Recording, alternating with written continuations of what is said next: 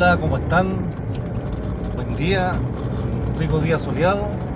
Vamos a una aventura que pasó en 1859 y queremos que en esta cápsula sea entretenida de distintos de historia para que participen y sepan lo que pasó en nuestra ciudad de La Serena y también en la parte de Coquimbo, en el sector La Quebrada de los Loros y sector del Cerro Grande.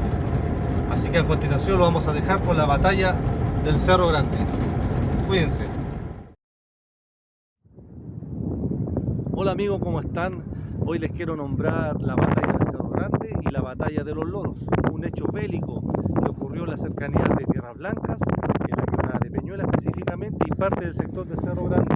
Y lo otro fue la batalla de los Loros, que tuvo relación en el sector de la quebrada de los Loros, nominada en el pueblo de Islón. Fue un hecho bélico terrible de que a continuación le vamos a contar. El Centro Cultural Brisas del Alba los quiere dejar invitados para que vean esta hermosa cápsula sobre la batalla de los Loros y la batalla del Cerro Grande. Los dejamos con algunos antecedentes.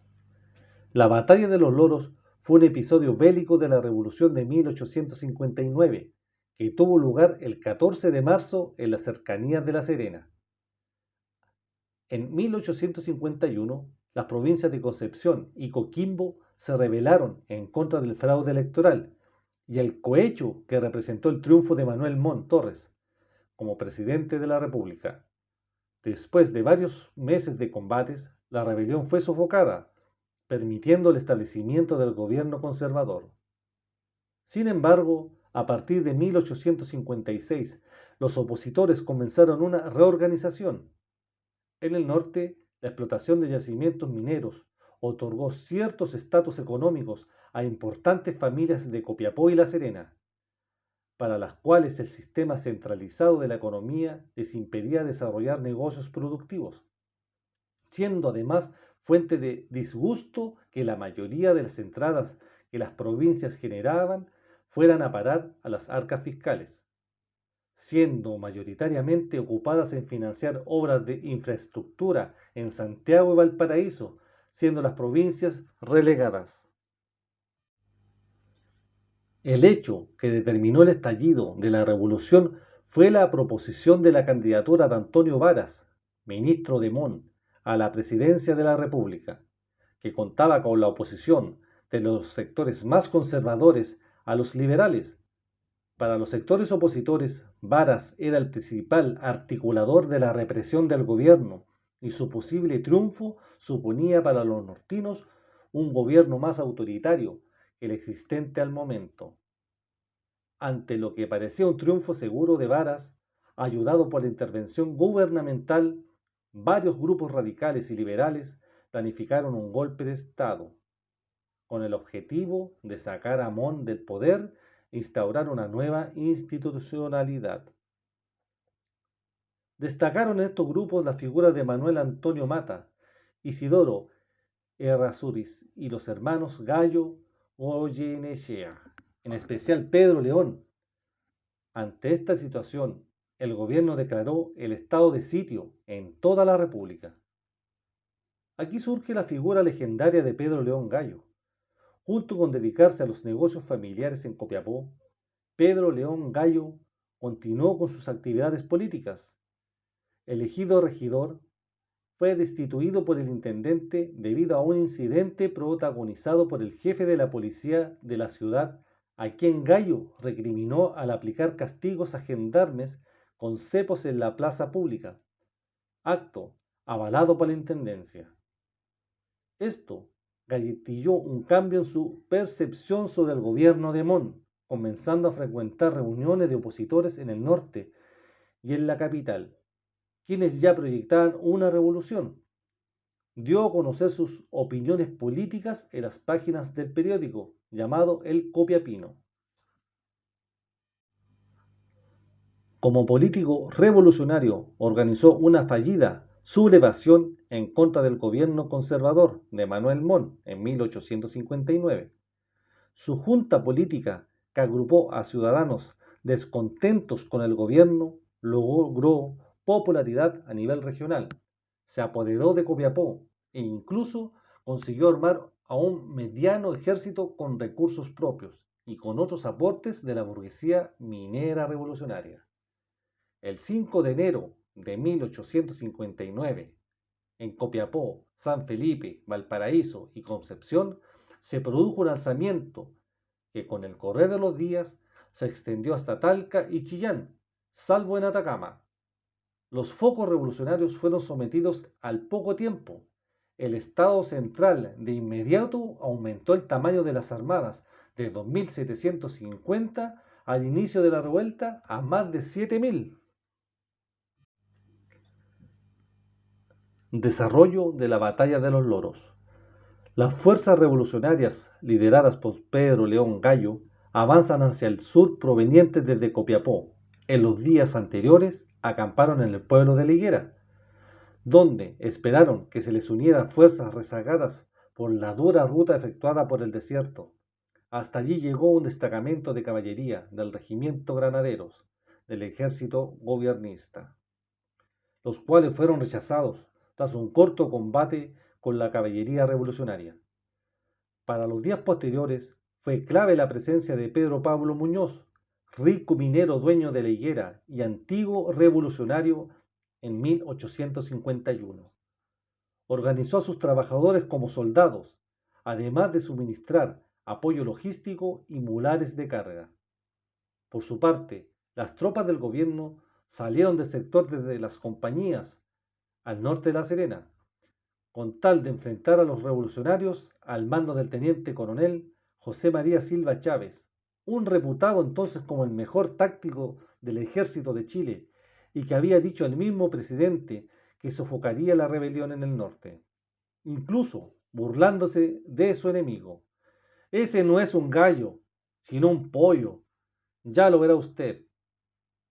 La noticia del combate en La Higuera se conoció por boca de los dispersos granaderos y las noticias de la puesta en marcha de la fuerza enemiga precipitó a Silva Chávez a salir a cortar a las tropas de Gallo. Quebrada de los Loros, donde ocurrió la batalla. Era las 06 horas del día lunes 14 de marzo de 1859, cuando se dio inicio a las acciones militares. El campo de batalla fue la Quebrada de los Loros, a los pies del Cerro Brillador. Las tropas revolucionarias, lideradas por Pedro León Gallo, Vicente Zorrilla y Pedro Pablo Muñoz, se ubicaron en la ladera este de la quebrada, mientras que las tropas del gobierno se apostaron en el sector oeste al mando del depuesto intendente teniente coronel José María Silva Chávez, con 300 regulares en Monte Amargo, más cientos de irregulares que no contaban con entrenamiento militar. Las fuerzas opuestas se dispusieron a ambos lados de la Quebrada de los Loros, con esta misma al medio separándolos. El combate se mantuvo bastante equilibrado hasta que los cañones norteños empezaron a bombardear las líneas gubernamentales, aprovechando León Gallo para lanzar un ataque general con su infantería con bayonetas, destacando un batallón de 100 suavos. Las tropas del gobierno resistieron bastante bien, por lo que los rebeldes empezaron a utilizar sus corvos, masacrando en el combate cuerpo a cuerpo a sus enemigos, forzándolos a huir definitivamente a La Serena.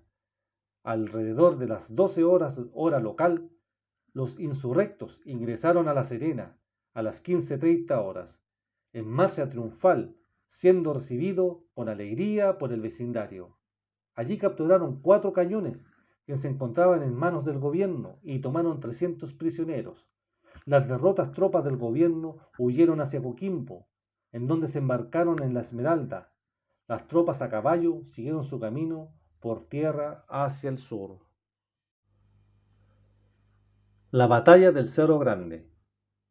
Posterior a las huidas de ambas fuerzas, las fuerzas del gobierno se dispusieron en línea de batalla con el canal Bellavista y el Cerro Grande a sus espaldas. Frente a ellos estaban las tropas norteñas, detrás de una muralla con la Quebrada de Peñuelas en su retaguardia. Algunas unidades rebeldes se emplazaron cerca del flanco derecho de los gubernamentales impidiéndoles su poder continuar su marcha a Santiago. Los rebeldes, además de su batallón de suavos, hicieron otra innovación militar, usando carretas blindadas con placas de hierro de 5 milímetros de espesor para que sus ocupantes pudieran disparar seguros. La batalla empezó a las 08 horas, con un intenso intercambio de disparos que no tuvo mucha relevancia. Ante lo estática de la situación, León Gallo ordenó a su ala derecha flanquear al enemigo, pero ésta es detenida. Luego de 2 horas de batalla, las municiones de los rebeldes empezaron a agotarse, teniendo que distribuirse las de reserva. Al intentar utilizarlas, sin embargo, se descubrió que habían sido saboteadas. En lugar de tener pólvora, tenían café molido o arena. Con esto, las armas que la dispararon quedaron inutilizadas. El responsable de esto fue el oficial Salvador Urrutia, comandante del batallón número 1 de Atacama. Sin embargo, el mismo terminó siendo fusilado en Copiapó por soldados del gobierno. El general Vidaurre aprovechó entonces de lanzar un ataque total, logrando que su ala derecha flanqueara a los rebeldes, atacando su retaguardia y forzando a retroceder al ala derecha rebelde. Los norteños, incapaces de contener la carga rival, empezaron a huir a La Serena a las 13 horas. Ya sabiendo de su derrota, la que significó el final del levantamiento, al gobierno solo le quedaba pacificar los últimos focos de resistencia, en particular Copiapó. León Gallo, junto a 700 de sus hombres, escaparon en la madrugada del 30 de abril rumbo al Valle de Elqui, llegando finalmente a San Juan. Después se dirigiría a Buenos Aires, Estados Unidos y Europa. Vuelve tras la amnistía dictada por el presidente José Joaquín Pérez en 1863. En Copiapó, al conocerse las noticias de la derrota de Gallo, la mayoría de los líderes revolucionarios huyeron a Bolivia o se ocultaron. El intendente de Atacama, Abdón García, delegó el mando en el juez de letras de Copiapó, José Dolores Pazzi, funcionario, inteligente y sensato. Pazzi siguió la resistencia, pero las defensas que instaló en la ciudad fueron arrolladas por una unidad de caballería, los cazadores de la selva, de José Sierra, que no sabía la noticia de la derrota de Gallo y consideraban los actos de Pazzi una traición. Pazzi y sus hombres escaparon a su cuartel, donde fueron asediados hasta rendirse. Mientras tanto, el alférez José Sierra tomaba Caldera y Vidaurre enviaba 600 hombres al mando del teniente coronel José Antonio Villagrán, quien tomó asiento de Santa Rosa y posteriormente Copiapó, tras vencer a Sierra el 12 de mayo, luego de duros combates urbanos, finalizando así la revolución. Una hermosa cápsula que les queremos dejar a ustedes, que la disfruten en familia, y siempre es importante saber de nuestra historia. Todos los cerros, los azules, que son los rebeldes, cruzan la quebrada y se instalan en esta ladera, y las tropas del gobierno que vienen persiguiéndolo desde allá, ¿cierto? Se instalan en esta otra ladera. Ya están aquí por lo menos unas 3 horas dándose guaraca de ladera a ladera. No sé si se entiende mucho el dibujo. Sí. Y estas terrazas son naturales. Estas se forman geológicamente a través de miles de años por el río. Los sedimentos van generando estas terrazas fluviales, perdón dicho. Entonces son como peldaños. Tenemos un peldaño acá, que que tú ves acá también se repite hacia acá. Sí. Y después hay otro peldaño acá. Donde dejamos el vehículo, se podría decir, es el primer peldaño, que estamos acá. Y después hay otro peldaño, que son estos peldaños acá. Y estas quebradas se van dando porque son las venidas de agua de las conjunciones de las montañas o de los cerros que hay en los sectores. Entonces está esta que está un poco más allá, y después está aquí el olivar.